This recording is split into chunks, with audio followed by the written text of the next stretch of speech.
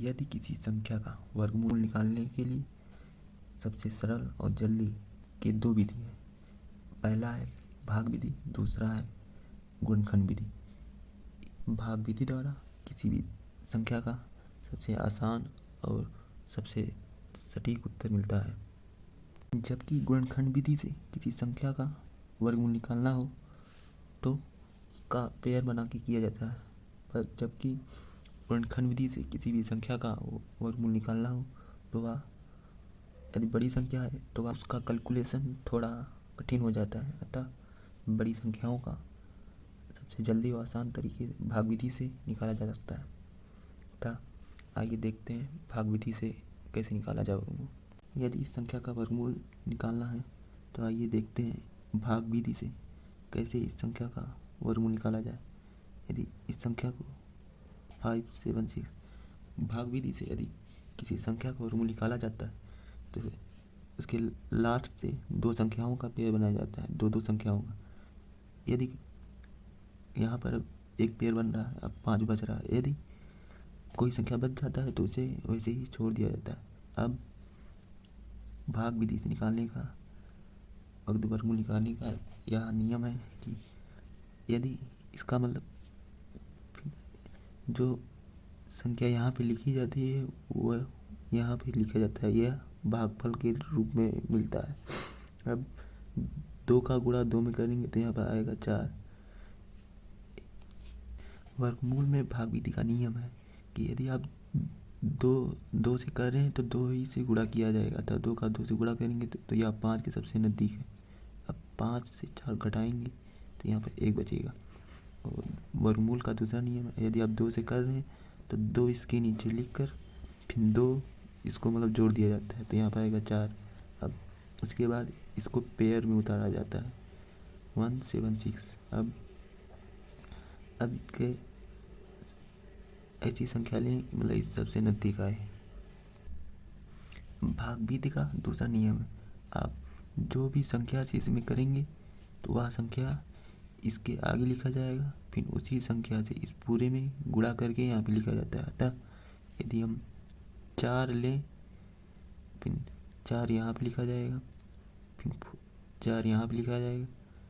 अब इसी 4 का इसमें गुणा करके यहाँ पे लिखा जाएगा, मतलब 4 को 4 से गुणा, 4 चौक 16, 6 हाथ से 1 बचेगा, फिर 4 को 4 गुणा किया 16, फिर हाथ से 1 17 हो जाएगा। तो यह पूरी तरह कट जाएगा था। 576 का वर्गमूल 24 होगा। अब यदि गुणनखंड विधि से निकाला जाए तो इसका हम इस तरह निकालेंगे। अब 576 लिखेंगे। अब इसका गुण विधि से निकालने का यह है, अब इसमें 2 से गुणा करेंगे, 2 से भाग देंगे तो यहाँ पे 2 में 4, 2 8 16, 2 8 16।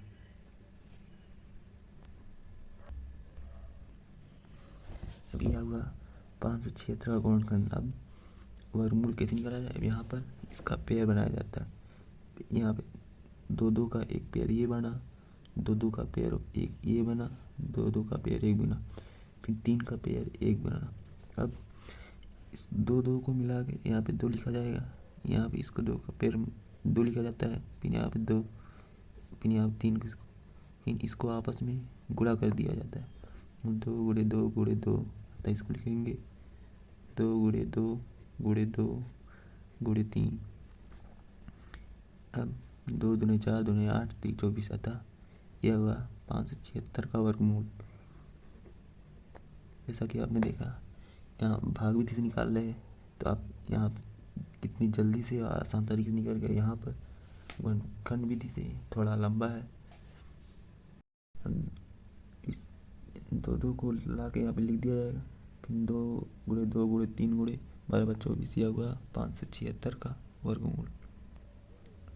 कभी कभी यह प्रॉब्लम आता है कि यहाँ पर यदि कोई संख्या ऐसी हो कि हम पूरी तरह डिवाइड नहीं होता है तो उसे हम गुणनखंड विधि से निकालते हैं। तो मतलब यह कैसे पहचाने कि मतलब कोई संख्या पूरी तरह से डिवाइड होगा कि नहीं, तो बताते हैं। इसको नोट पॉइंट करके लिख लेते हैं। नोट करके लिखेंगे। यदि किसी भी संख्या का अंतिम अंक यदि 2, 3, 7, 8 है तो